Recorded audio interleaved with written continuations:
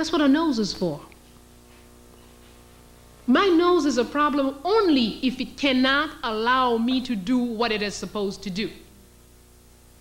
My mouth is a problem if I can't eat, if I can't talk. But the size of it, the shape of it cannot determine, that cannot be a problem for my mouth. Okay? So please, brothers, sisters, go in yourself. I'm sure all of you here have heard enough conferences. You've read enough books. You've seen a lot of things. What you don't have is you have not taken all of this in, kneaded down with your own experience. When it comes out of your mouth, it should not be a quote. Don't go out there and say, oh, Bayyinah Bello said, please. That's not honoring me. I'll be very happy if I hear you say that what comes out of your mouth is not a quote, but a conviction out of your heart through your mouth. An excellent example is Cuba. That's right. And that's what most of us don't know how to do. Most of us go into a either or. Well, I'm against the white man. I don't want anything. I'm going to walk bare feet because the white man made the shoes. I'm going to walk naked because the white man made the clothes. I'm going to sit on the floor because the white man made the chairs. Okay. If you want, that's all right. But there's another way. You could learn from the chair he has made and make your own chair that fits your big behind. You can make your own whatever using the technique. The principle is forever. It's universal. It belongs to nobody. This white man that you're busy giving him credit for everything, he went all around and stole from all of us. Most often he's bringing back things he took from you. He brings it back to you and you say, whoo, he's a genius. No. Yeah. You're not gonna, don't say, I'm not going to. No, go. Learn. Study. But don't spit it out like a parakeet. No. Take it in. Knead it down. Make a dough with your own experience, with your own reality. And then when you're going to speak about it, you're going to bring out your conviction, your vision, your point of view. According to Dr. So-and-so, please. I know they condition us in the schools because they don't want us to say nothing and say, well, where did you get that information?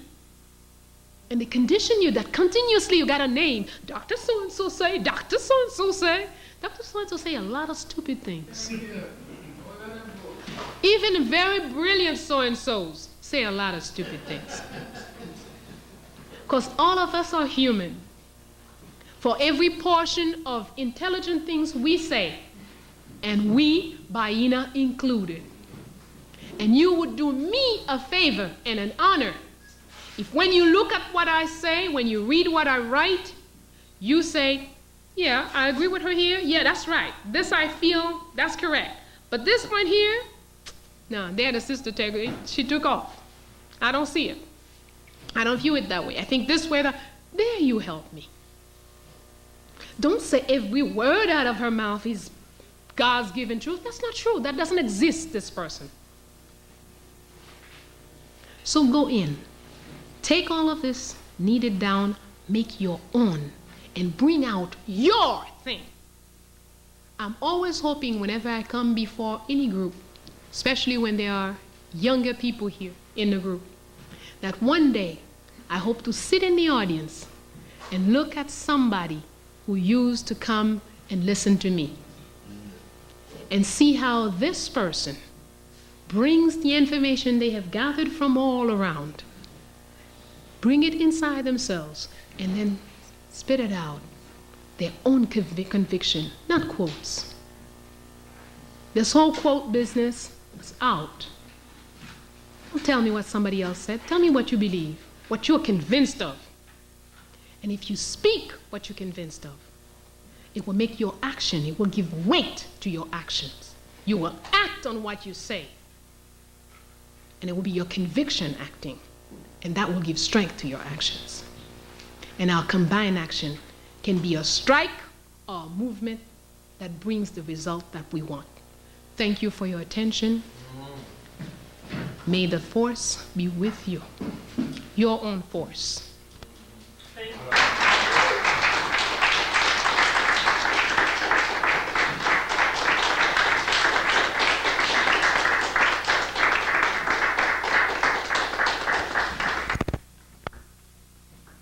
Thank you very much, sis. Just by way of repeating the announcements. Praying. Okay, thank you. Thank you. Thank you for the question. Okay.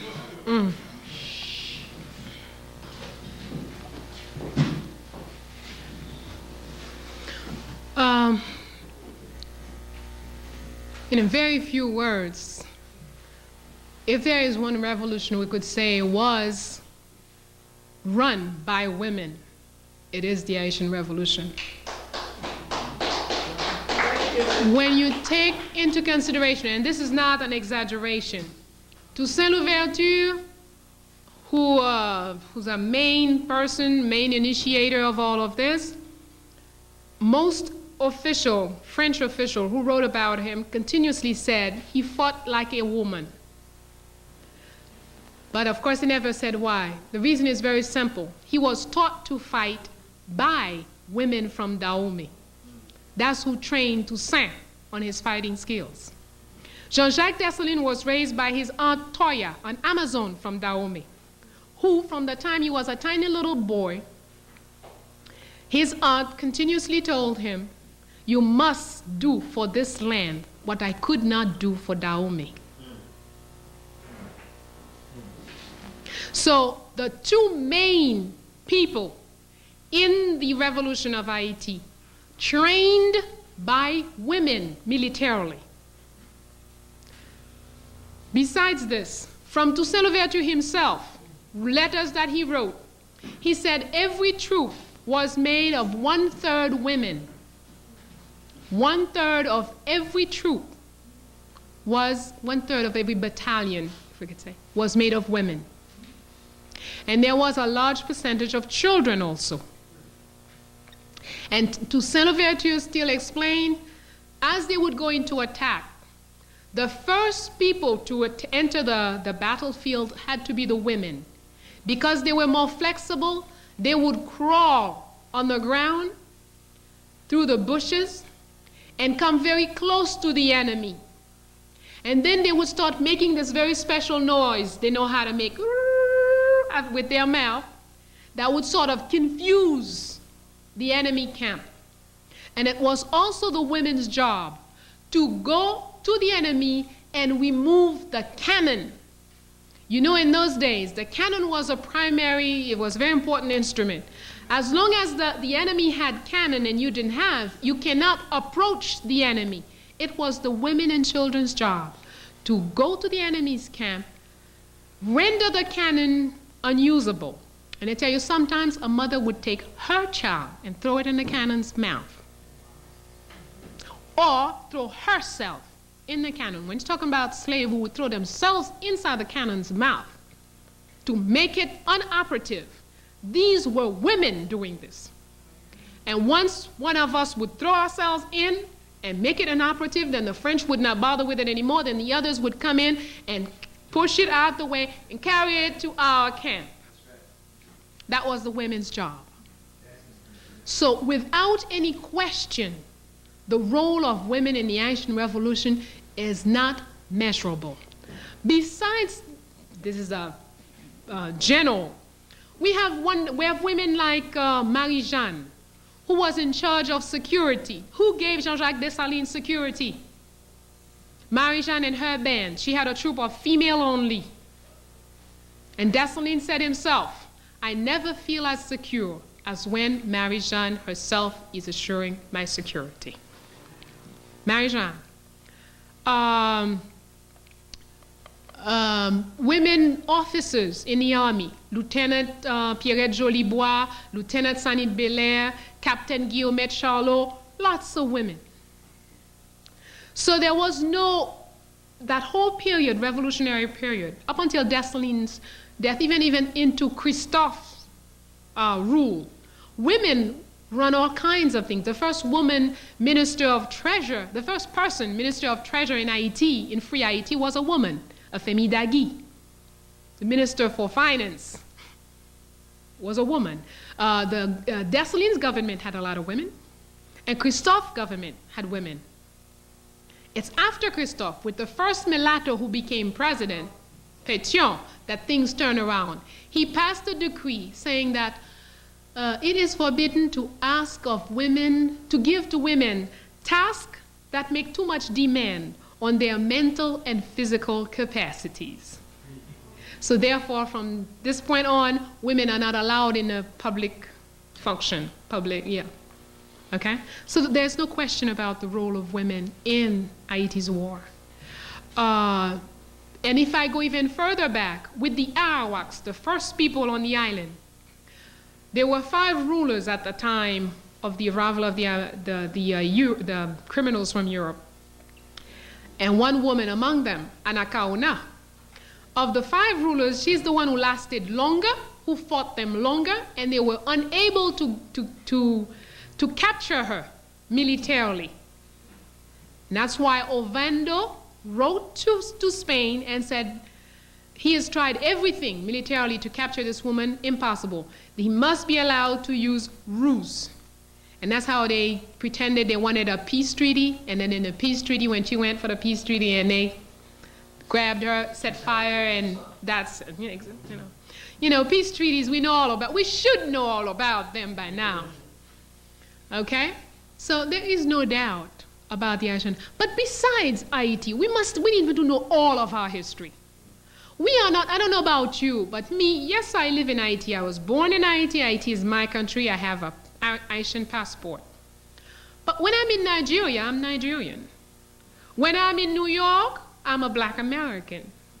When I'm in Jamaica, I'm Jamaican. The earth is mine. That's my land.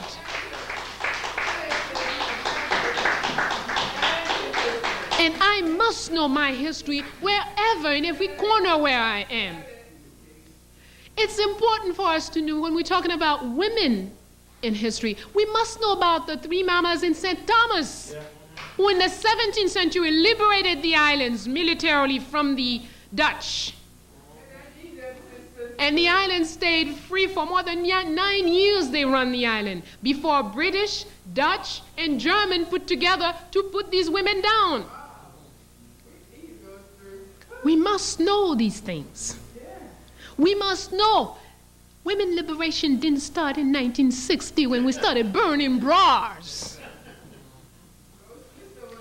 Makeda in Ethiopia, in Saba, she was a woman ruler who came after 3,000 years of uninterrupted rule by women.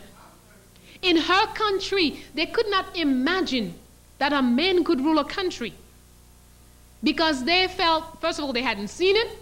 They've always known a woman ruling the country. And second, they felt with the natural talents of women for details, men did not have what it takes to run a country. That's why it was the business of woman. Yes. It's very, logical that the way they viewed these things.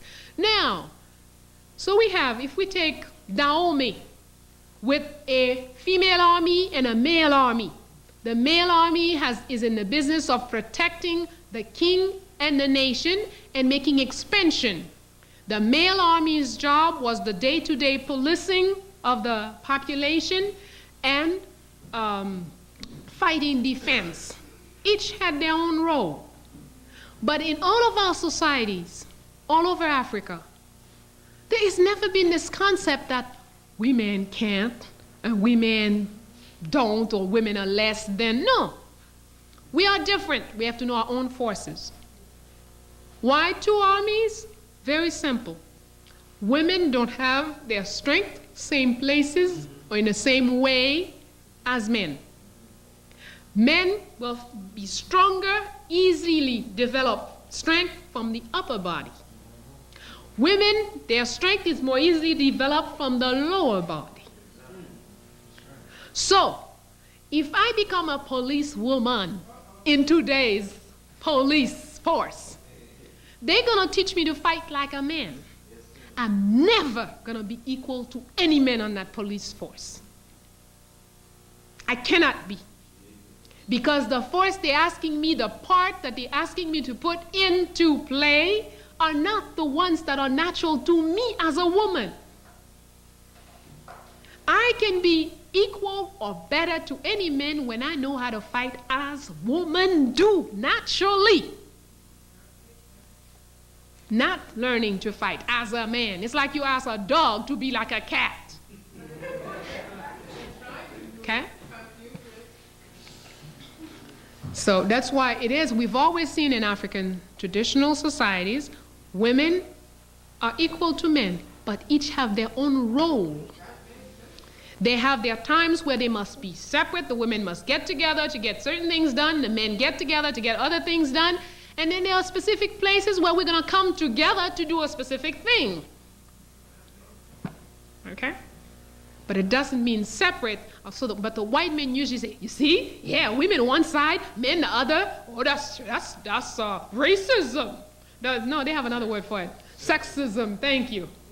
Please, let's not get into this kind of crap. Question. What is the black community doing? Can you give us an update? I'm sorry. Brother Nooney asked me to show you. We have 2 pamphlets in the back. 2 lectures that I've given. This is the most recent, the one I gave yesterday. The one that I was aided by farmers in my country to write. And they are available in the back, $5 each.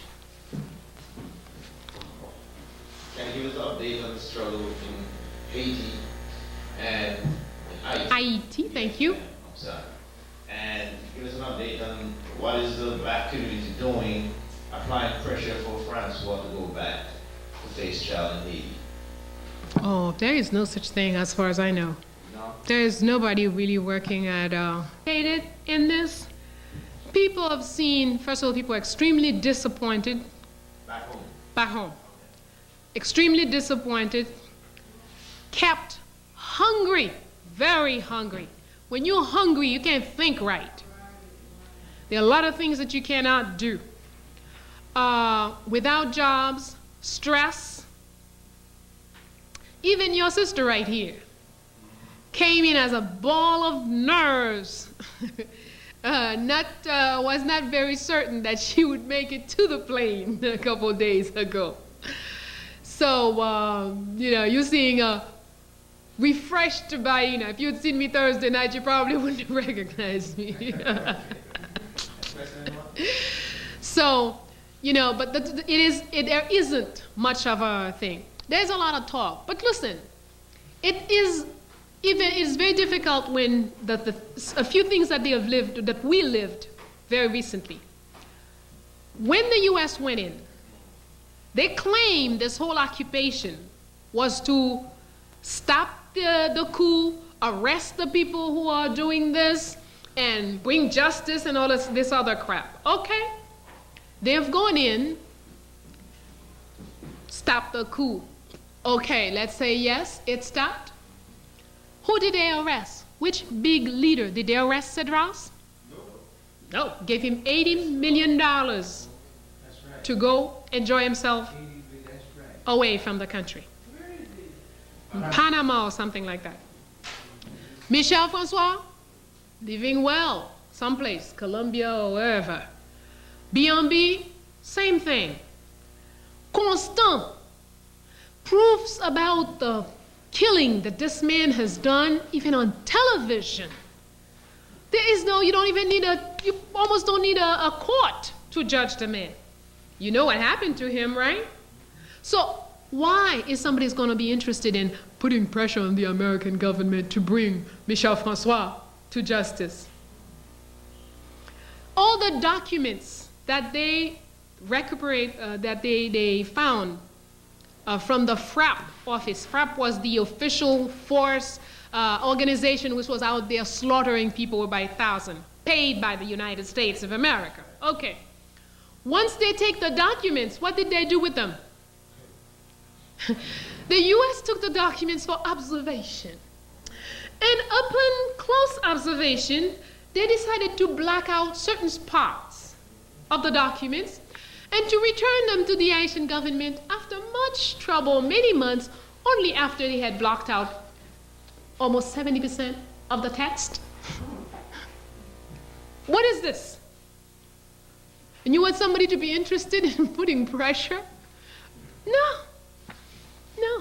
There isn't much going on at home on this. On the outside, there are a couple of lawyers, probably it's good business or nice PR to say that they're working on this thing, but probably nothing that will end up anywhere. Probably more media thing than anything else. Question. You're welcome. Thank you for a wonderful lecture. Thank you, sister. I would like to know, 21st century is upon us. Should we arm ourselves? I think the 21st century is going to be very critical. It's going to be a lot of different changes going on around in America and abroad. Do you think 21st century is anything different from the 20th century? Or the 18th or the 19th? No. For us? No. I don't think we have to have things like the 21st century. You know, hey, the centuries have always come and gone. And anyway, 21st century is by his calculations.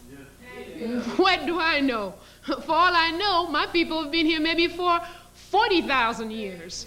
So I'm not into no 21st century, you know. Hey, that's not my problem, 21st century. But I do believe that we need to be serious about changing the conditions we're in. And as black people, we need to get serious about looking at ourselves, speaking the truth to ourselves, knowing ourselves, loving ourselves, respecting ourselves, and living defensively. You must live, love yourself, knowing that nobody else does. You must love yourself. If the whole world say whatever they want. You see, the trouble with the whole politics will have no value really for us if it wasn't for the fact these people are always up front and they represent us. Every time we talk about a Jean-Claude Duvalier or Mobutu or any other jerk that they created, which is not us, they created their monsters. They fed them, entertained them, protected them for as long as they could. And then in the end, they take them and put them up front. Oh, look, another black nigger. See how they are? Here's what they did. Here's this, here's that. They are attacking us every time. ABC has a special on how wicked this or that black leader was. It is really about us. It's to make us weak, to make us not trust each other, to make us not be able to have a leader that you will put all your backing behind and go forward with. It's a well-designed program. You have to see through that. It doesn't mean they didn't do the crimes that they are accused of. Yes, they did. But they did it with U.S., France, England's plan, U.S., France, England's weapons, U.S., France, England's money, clothing, everything. Mobutu robbed Zaire. But where did he spend the money? In France, in Switzerland, in Belgium, in the United States. All the property he bought is where? In their place. So who's going to benefit from the raping that Mobutu did? Not you, not me, not the average man from Zaire or ex-Zaire today. No. But the white man is a beneficiary all the time. Every time you hear a dictator someplace, know that it was somebody working for them, working against you. We don't want to sit and parade this. That's not our best picture. That's our picture, though. I cannot deny Mobutu is me. Jean-Claude Duvalier is me. I cannot deny it. I must face up to that. Because as long as I say, well, it's Duvalier, one day, if I'm placed in the same position, I will find myself doing exactly the same thing while I'm blaming Duvalier.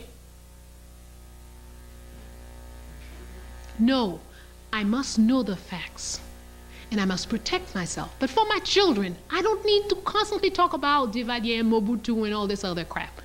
What is important is that we know they were forged by him. They are his constructions, his fabrications, and that's not the way for me to live. And I must teach myself every day to love me, because if I love me, I will have to love you. If I love me, I cannot not love him, because he is me and I am him. You are me and I am you. I must love and protect you. And for our children, we must put our best forward. That's why it's important for history to find the great things that our people did in the past and put that in front of our children, so they have an image of great black women, great black men, so they can aspire to be. Not constantly put in front of them the Duvaliers and the Mobutus. Those are the white man's trash. He can keep them, put them in his own history books. Yes, sir. Mm-hmm.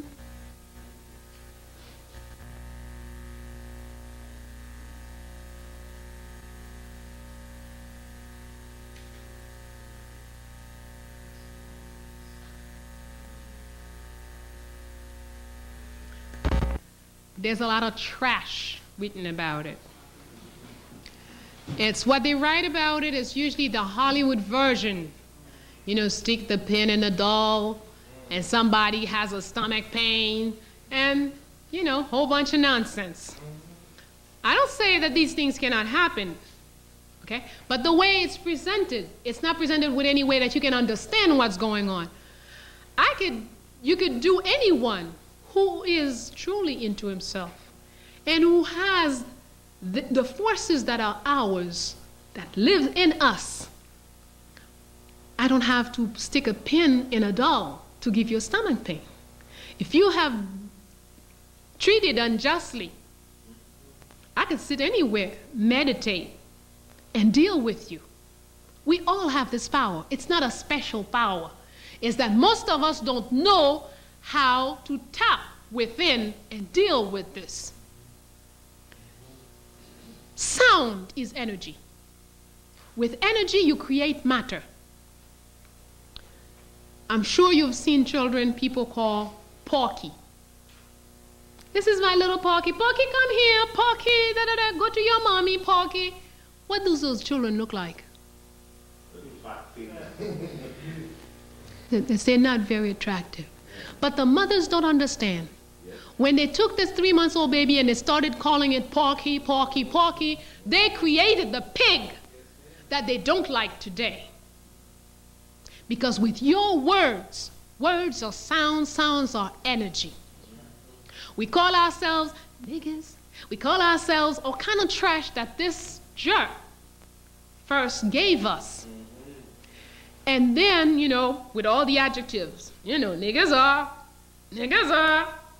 We say it continuously.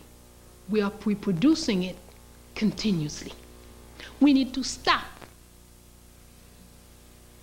You don't agree with what a brother is doing? I don't agree with what this brother is. You don't need to give him no name. You don't need to put all kinds of negative adjectives on him, because whether you know it or not, the force is in you and it works. That's a science. Okay? Now, Vodun has established the different principles. The first principle is identifying who you are. If you don't know who you are, you'll never make the right choices for yourself. You will never be content and at peace with yourself. If you're not at peace with yourself, you can't be a good fighter. You'll be too troubled. You'll be too confused. You are easily deterred. You come here with good intention. Yeah, I want to be part of the fight. I'm going to join the brothers. And you come in. But it takes almost nothing. A bean pie. And you're going to sell out everybody. It's not your fault. You just don't know who you are. The basic work was not done. Okay? So start to work. Anybody who starts learning themselves will develop all the forces, the power, the puissance that is in us. Then you are qualified to to take a partner, to join with groups, to do anything. But as we stand right now, we're not qualified. If we don't know who we are, we don't know ourselves, not even materially. Again, learning from the peasants. One peasant asked me, "Did you pee this morning when you got up?" And I thought, what kind of question is this? Boy, see, this man didn't go to school. I say, "Yes, I did." "What color was it?" "What do you mean, what color was it?" "Color, regular color." Said, "You see, knowledge of self begin by knowing your body. What goes in and what goes out. What goes out is an indication as to the state of your health. If you do not know the natural color of what you eliminate, how can you know when you're not well? Because that's the first indication. If you have a fever, the color of your urine will change. If you have stomach problems, before your stomach starts to hurt, before you do this, before you do that, the color will change. You don't need a doctor to tell you you have gas. The minute you go, if it doesn't go to the bottom of the bowl, it stays up there and float, it's obvious. You have major gas problem. And you must know what to eat and what to drink that will eliminate the level of acid in your digestive tract. But if you get up from there as if that's not you,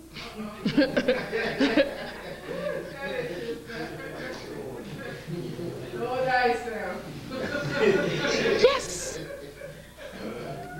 we must deal with our everyday reality. So get into knowing our body. Your eyes, they change color all the time. You don't need to wait until they're red, bright red, and everybody's saying, "What's wrong with your eyes, child?" Before you're going to do something about it.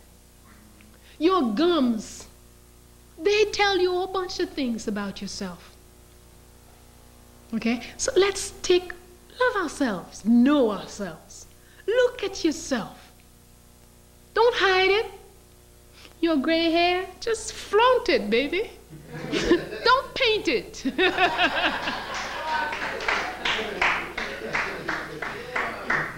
These are facts of life. Accept yourself. Okay? As I said, often people, at home, it's the in thing. Nobody has gray hair. I'm one of those weird things from outer space. And people say, "Well, why don't you do something? I mean, you're very pretty, Bayyinah, but if you would just," and sometimes the word can't quite come out. I said, "You see, I have earned every single white hair you see on my head on the battlefield. There is no way I'm going to get rid of one of them." Okay? So accept ourselves. Love, that's loving. Knowing self, that's loving. When you know self, there is no limit as what you can do. L'ouverture was a legba. Dessalines was an ogu. Two characters who shouldn't get along because they're so different. Dessalines, the ogu, is always ready to go. He's always in a hurry. He's always ready to move. Legba has 1,000 words to say something that could be saying 3 words. And he will, when Legba speaks, we all in this room, we could be fighting. We fight, we don't agree, I don't agree with him, he don't agree with him, nobody agrees. Legba comes in and speak, we all agree with Legba. Because the way he said what he said, we each found what we wanted out of what he said. That's one of his talents. So I must, if Ogun want to crush Legba and take over where Legba is, the land, he will fail in what he's going to do. Because the space would not have been prepared. Because Legba's job, Legba's talent is there to prepare the road for Ogun. Ogun must wait his turn. But you must know who you are. You must know who you are. There isn't a knowledge greater than the knowledge of self. No, nowhere. The tree makes a beautiful mango. The mango tree will make beautiful mangoes. The better that tree knows the reason I exist is to make mangoes. The beautiful flower knows that it has come, even if it's only for one day. If you're a gorgeous flower, but it's only, you said, well, it only lasted a day. That's all it was meant to be. It only lasted 6 hours. That's all it was. It came here to be this beautiful thing for 6 hours. That's it. And it accepts this. It doesn't wish to last 1 minute longer. We must do the same thing. Some of us in this, thank you, in this battle, we are only here to speak one word. You only came into existence to go, hey, excuse me. Crispus Attucks. What do you know about Crispus Attucks? First fool to die for some crackers. All right, that doesn't matter. Don't call my brother a fool, I'm sorry. All right. What did he do? Threw some rocks and some crackers and got shot. All right. That's all he existed for. He did his job. That's why 200 years later you're talking about him. You see? He did the one thing he came to do. He did it, and he was gone. A 15-minute flower. But yet, 200 years later, here we are. Oh yeah, Crispus Attucks. Crispus Attucks. You don't know what your 32nd or whatever it is, your mission is. Mission doesn't mean I have to be the leader of blah, blah, blah and last 150 years. No. Right now we have a situation in Ghana. Jerry Rawlings has been the president of Ghana for a number of years. I don't remember anymore. 15, 17 now? Okay. Okay. Has done a beautiful job. Wonderful things in Ghana. But you know why he's going to fail? He's not going to know when it's time to go.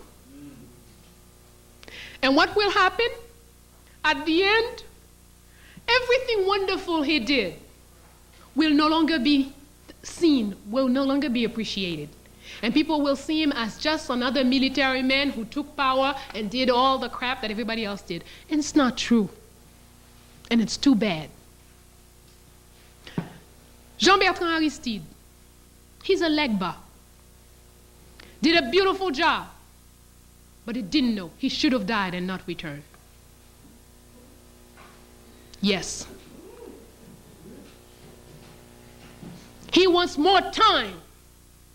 Your time is over. You have done your job. You raised the dead, 7 million dead people. You made them believe. Then you should die and live forever in their hearts. Yes, and yet tomorrow we will hear all kinds of terrible things about him. And that's too bad, because that will be bad for us. We must know ourselves and know ourselves well enough to know when our time is up. Toussaint Louverture was a great man and a wonderful Legba, because he knew everybody came and tell him, that's a trap. The white man is going to get you. He said, I got to go anyway. He went. Yes, they grabbed him. Yes, they carried him to France. Yes, they locked him up in jail.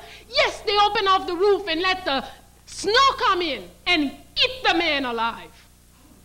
But he had done his job. And he left a proper space for Ogun to come in and finish the job.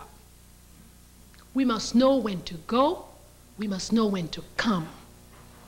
When you know yourself, you cannot try to buy more time.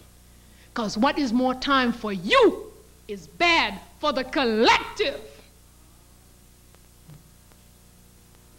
Because the good is what is good for us all, not what is good for me. And when I get what I want, then I put all of us in a mess. So, learn who you are. Concentrate. Look at yourself. Face up to yourself. And you will see, you will not have to go into this books and that book and this person. A lot of things. And if there's one book to guide you as far as Vadum is concerned, Divine Horseman is the only worthwhile book in English. All the rest is Hollywood trash by Maya Deren. Divine Horseman by Maya Deren. There's the book and there's the video. Divine Horseman. Where could you get it? There's a place called GDN. I forget the name of the. On Merrick Boulevard. In Queens. We probably got the story. D&J. Okay. All right. Jersey, like Indian bookstore or? I don't know. Maybe also Head Start in Brooklyn. Huh? Local community responded to the news of the brother Abner Louima when they heard. And what was the response? Because I understand they had some Haitian policemen from the New York City police force who were actually training the local forces. And of course, they had to bring them back in order. What was the local reaction? Bad news in Haiti? Blackout, whiteout. Was no news in Haiti. When it finally came out, I called so many stations at home, telling them, what is this? I'm listening to the news and you're not even mentioning Louima? Don't you know? Well, yeah, I was thinking that we have something on that. Well, probably tomorrow's news, something.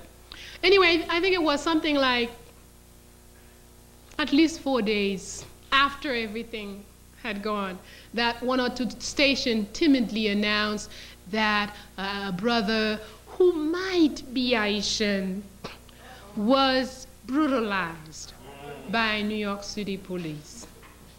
Okay? It was mostly through people who knew about it, knew from people calling their families, and the news came like this. But no, nothing major. But I could tell you, on the other hand, we had to tolerate hours and hours of Lady Diana died. The royal breeder. The royal breeder. All flowers and flowers and flowers. Please. Don't forget the song. Yes, sir. To the Million Man March, and I'd like to know how you think that they responded to the Women's Million Man March. Or did it reach them? Did it have an effect, or a profound effect on that? No. Let me tell you, we are very advanced in Haiti. We're not into all that crap, Million Man March and all this other stuff, the black this and black that. Yeah? We're very advanced. We're into, right now there's a station, a private station in Haiti that is playing Playboy Station. We get special programs on lesbian something night or whatever it was, that's the kind of crap. The national TV, the new director of the national TV has announced in big pomp that he's going to really revamp the station. We're going to have wonderful things.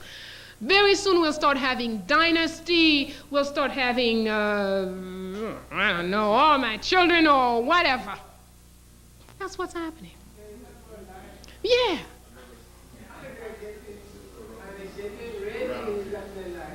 The person who is informed is not informed from, anyway, right now, let me tell you, in the past 18 months, we had about 14 radio stations. Between when I first went home and now, 18 months later, we now have 52 radio stations. With the 52 radio stations, you probably cannot find 6 stations where they speak Haitian. When you turn on the radio, if you don't want to hear American music, you're just not going to hear music.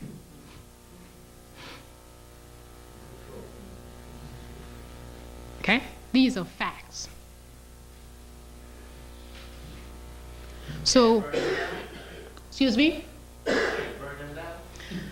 Well, they do regularly, but you see, even that's not the solution. The problem is not the building. See, after we burn it down, we still have to send outside, to import the iron, the cement, everything you need to rebuild. Then you have all this rubble there for a long time that can hurt children, that is eyesore, everything you want. Not the solution. Problem is you gotta get up here and implode it from inside. We have to stop the burning down. We do this, Haiti is very, very quick. Haitians are good and quick at this. Burn things down. We did a lot of burning after Duvalier, before we would bring Duvalier down, and after he left, we did a whole bunch of burning and destruction. Didn't bring us to nothing better. We had Nanfi. To bring down Nanfi, we did a lot of burning and killing again. Didn't bring us no place. We had Avril. After Avril, we did more burning and killing. Brought us nowhere. And even when we got somebody who was someone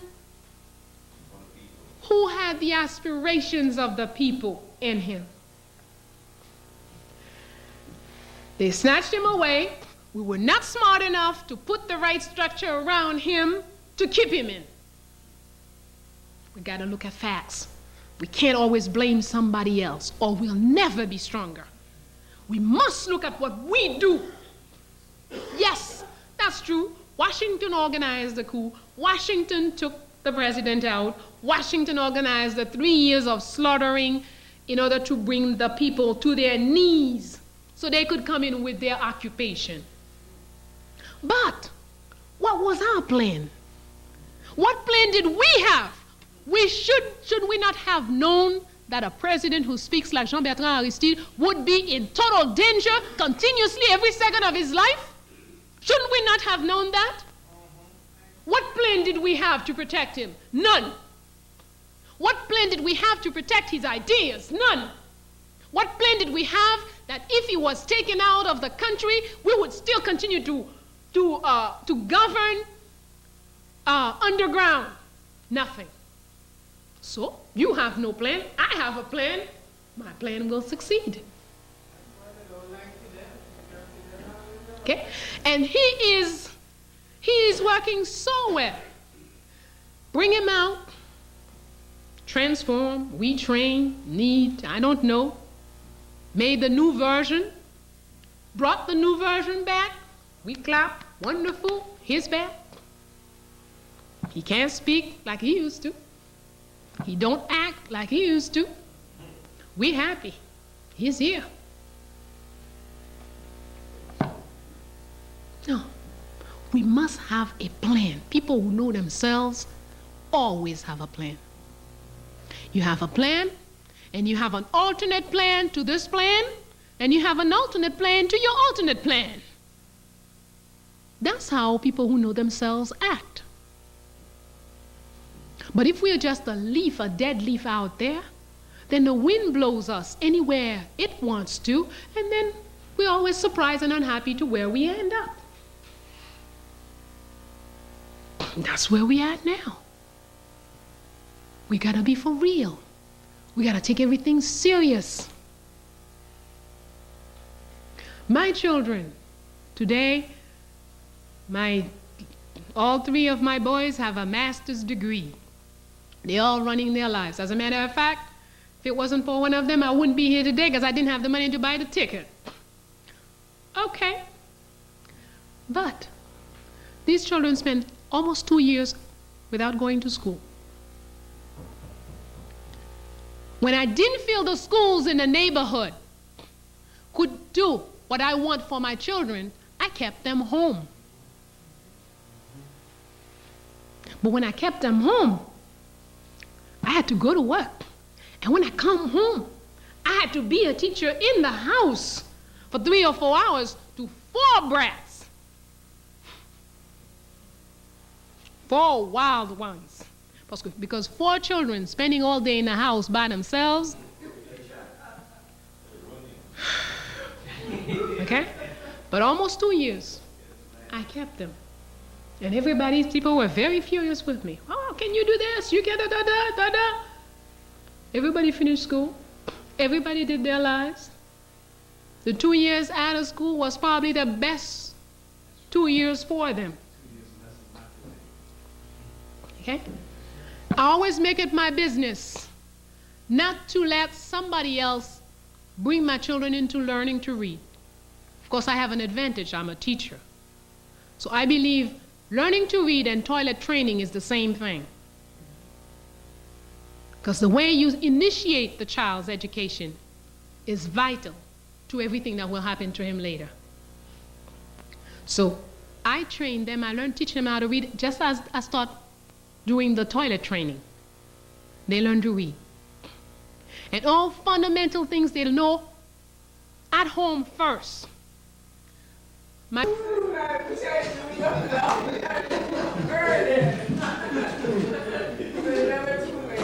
Must educate our children. We must. Thank you. I love that crazy though. When they're asking for toys, Christmas gifts, I have never bought a Christmas gift for any of my children. When they started raising havoc on the house, well, mommy, everybody else has, no. Because at a certain age, no matter how you start them young, at a certain age, they want to be like everybody else. So they'll start putting pressure on you. Say, okay. You want to know what Christmas is all about? So, well, everybody does it, mommy. Even if, we know there's no, but, okay. We're going to give each one of you $40. We're going to go to the store a couple of days before Christmas.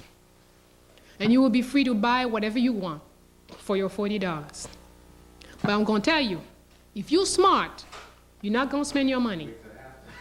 You're going to wait after, and we're going to come back to the same store, and you're going to see how much you can buy for your $40. I never had any more complaint about no Christmas. It's true. We must take seriously. You see, if we come to 1,000 conference, to all kinds of places and listen to all kinds of things, then tomorrow we go home and do business as usual, it will never have any value. It is up to us to validate the knowledge that we gain. My second son got married last October. He went out with this girl for 8 years or 9 years, for a long time, all through high school, I think, and all of college and whatnot, long time. The girl wanted to get married. My son wasn't all this, and we talked. And every time I talk about it, it says, only problem, mommy. I mean, after everything, I know she's sort of a black woman, but she's kind of light, and she's Her hair is not like yours. I had to have a lot of talks with my son. Make him understand. We're not going to get into how kinky your hair is, what degree of blackness your skin is. Is she a black woman or not? She is. If she's a black woman and she believes in Africanness and she is ready to train your children into what you've been raised into, what's your problem? But I understand. My son has been raised in such a way, he loved the girl. He loves the girl. But he hesitated because somewhere there was a confusion as to she wasn't dark enough, she wasn't this enough, she wasn't to him, as he would say, he says, well, I imagine, for all my life, Mommy, you've said, I always said I have a favorite child. This is my favorite son, Sidi. And people would say, you shouldn't say that. No mother should have a favorite. I say, yes, I do have a favorite child. Well, why do you say that? He says, he's the darkest. So he's the one who have the most problem with this society. So he's got to have more love than anybody else. That's my favorite child. So then he felt, I have always benefited from all this love, knowing that you love me because I was the darkest. How can I today turn around and love a woman that is not as dark as me? And I had to work again, do the education again to make him understand, no, we're not going to measure, And this girl, life would have it, she is light to my son, but she's the darkest in her family. And she has suffered from being the darkest among the children of her parents.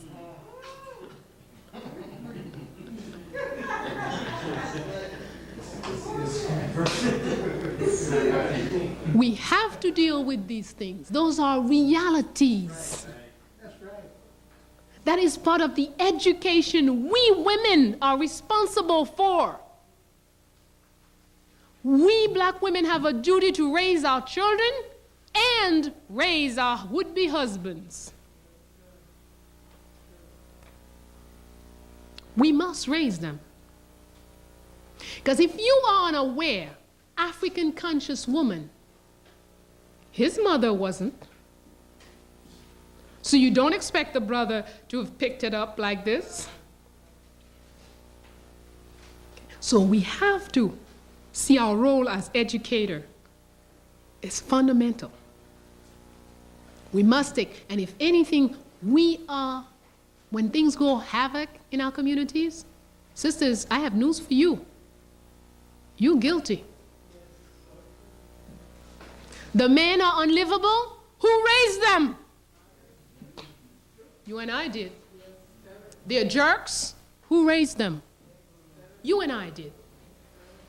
They're wife beaters. Who raised them? You and I did. So if we want to save our community, we want to save the collective, we have a duty to educate our would-be partners. And we can't mix. We are African on one side on certain things, and then on the other things, we're the white as snow. Can't go that way. That's right. That's right. It's either this or that. And there are lots of things about traditional African life and society that most of us can't bear to hear. Jean-Jacques Dessalines, when he met Marie-Claire Heureuse Félicité Bonheur Dessalines, who should become his wife, she posed 4 conditions in order for her to become his wife. He was shocked. When he asked her to marry him, here he is, Général de Division, in all his brilliant uniforms of the French army, with all his, And he asked this woman who's nobody to marry him. She says, no, I don't think I want to get married. What you mean? I'm the future liberator of this country. I say, yeah, but I don't want to get married. I don't think I want to get married. I have a mission in my life. I want to do this, this, this, this. Well, if you become my wife, you'll have more means to do this. He says, well, I don't think you could agree to the conditions I would want in order to marry. Well, tell me. Number one, you have a lot of children in this country. You would have to recognize each and every one of them. That was her first condition. So you can't be a liberator and have bastards running all over the place. Number two, there are women who have children for you. They can hardly survive. You earning nice salary. They're entitled to a better life.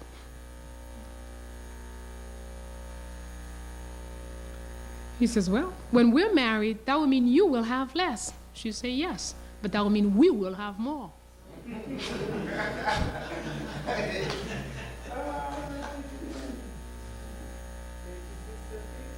The last condition she posed, she says, your enemies cannot be automatically my enemies. He was furious. What's wrong with you? I'm running a revolutionary war, and you think I'm going to walk into my house one day and find my enemy sitting in the living room? She said, well, this may happen, but I cannot. Because you say this is your enemy, that I have to say it's mine. No. If there's a good reason for me to talk to this person, who knows? I may have to negotiate between you and him. I can't give up in advance all my power and strength because I'm your wife. This is 1801, this woman was talking like that.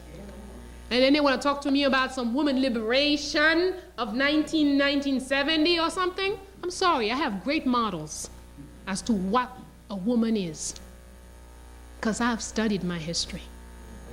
And I strive each day to know myself.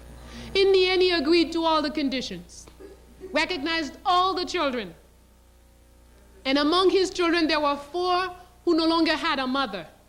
She said, that's okay. I will recognize them with you. Those will be our 4 children. So you see, the African mind, an African woman doesn't view things like a Western woman. We cannot think in terms of, with my children, if he takes those children, and there is no those children. All these children are our children. And if I want the welfare of anybody, I want the welfare of every child. That's my tomorrow. That's my guarantee into the future. And when I know this, it makes no difference. If I've done my job,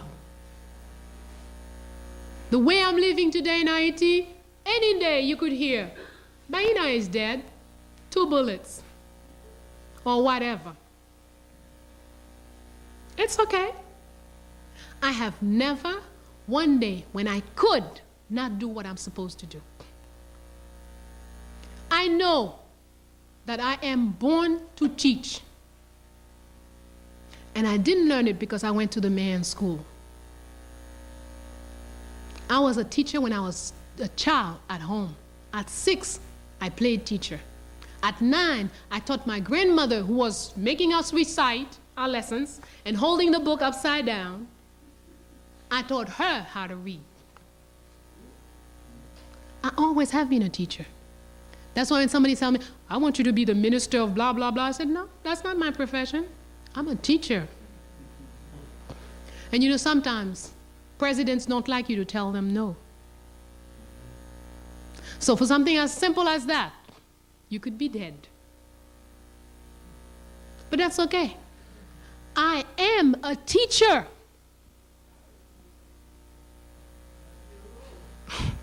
And I'm not going to be something somebody else wants me to be. And that's what you need to do. Know who you are and stand your ground. Because you know how to speak, don't make of you a politician. You need to know how to dance in mud and in feces to be a good politician. I'm not. So identify who you are. Hold on to it. Every day, go back in. Look for more of your strength. Learn how to use it better. Sharpen your skills of knowing and loving self. And our nation will be saved. Great government is made by people who know who they are. Bad government is not a bad somebody, Mobutu is guilty, this one is guilty. No. The nonsense that goes on in our countries goes on because none of us know who we are. None of the leaders know who they are. The day you have somebody who knows who he is, look at Castro. Been wearing this uniform for 30 some odd years. Man, he knows who he is. He has no qualms about it. No.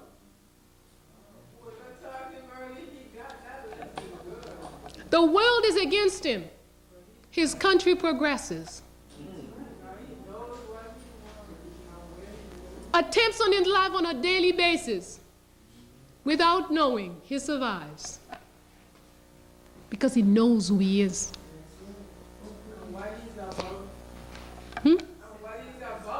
That's right. Once you know who you are, your mission is clear. Okay? So know who you are, so you don't have to go. One day I'm a communist, I'm a capitalist, I'm a communist, but I gotta have a nice car. I'm into Jesus. Jesus, please, Lord. Give me a big, big house. No, that's not a Jesus. You're a capitalist. When a priest or pastor is on the television telling you, look how well he's doing because he's got 10,000 diamond rings here and da-da-da-da-da, that's not a priest. That's a capitalist. He just don't know it. But he's in the business of selling Jesus. That's how it's done. Thank you very much. Oh, I'm sorry. Sister has a question. From Ifa. Mm-hmm. I believe in most of the things you say. You still have that African mind in you. So even though we are going here also, and I want to make comment about the voodoo.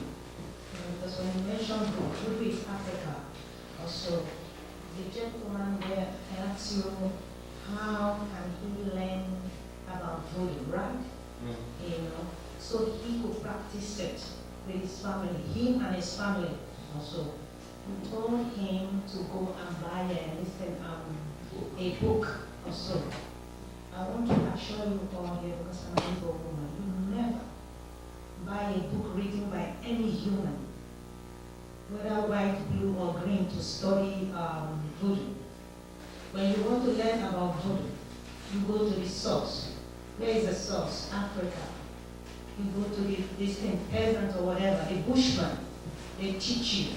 The real voodoo man will never write anything to you. In Africa, whatever we are taught is here. Your mind is you.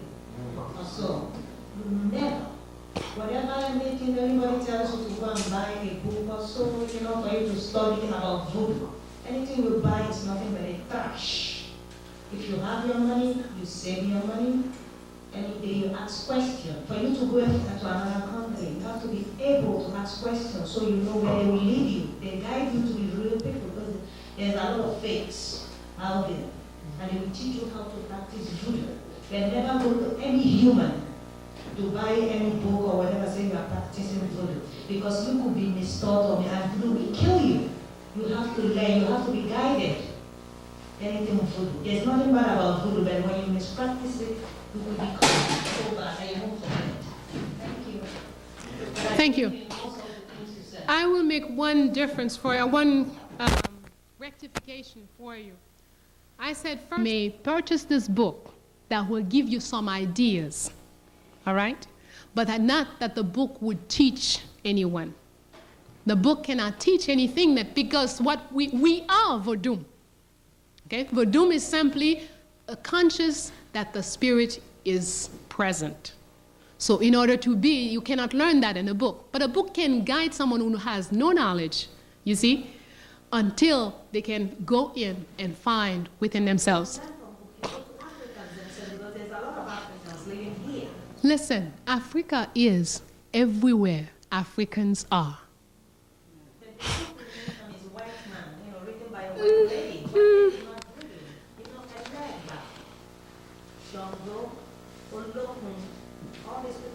gods that you mentioned, even you can tell because these are Yoruba gods. You have to know how to worship them, practice them also. There's things as a young person that my grandmother know, I don't know. And there's things they want me to know, that they should tell me, and the things that they don't want me to, I will know. When you say Ogun, you say voodoo here, that's the western part of your listen. What is voodoo? I don't know. That's the Inside you. Everything is in you. Everything is in you. Certainly, you can learn from. Brother Inuni is asking me again to remind you the texts are in the back, okay? In fact, there also you can get some information about it, okay? So, but these, excuse me, never can anyone learn anything of spirit in a book. That is, and no one, that's not, everything we've said here would make you understand that, okay? A book can guide you, give you certain elements for learning, certain elements to initiate you into understanding something. But only experience in the end is going to be what you need, actually, okay? But a book can give you an idea. I want to go to Nigeria, I can buy a book written by anybody. It will teach me Nigeria is a country in West Africa, it has this city, that city, da-da-da-da. It gives me, but I don't know Nigeria for that, right? I could see a map, I could see pictures. I don't know Nigeria. But once I go to Nigeria, I experience Nigeria, okay? And the same is true for anything. No knowledge is ever really acquired from a book, but a book can be a guide to initiate you to anything. All right? Thank you. Most of all, the book that I mentioned, as I said, I think I told you, is the only thing written in English that I would recommend. There are lots of things, but so much poison and so much Hollywood simagry in it that I would never mention them. All right, I do have a small bibliography in the back of this text. Then you have the name of the authors. Okay, and then it says, buy it so you know. Okay, thank you very much. Thank you very much, my sister. See you next week. Yes. Come back next week. Oh,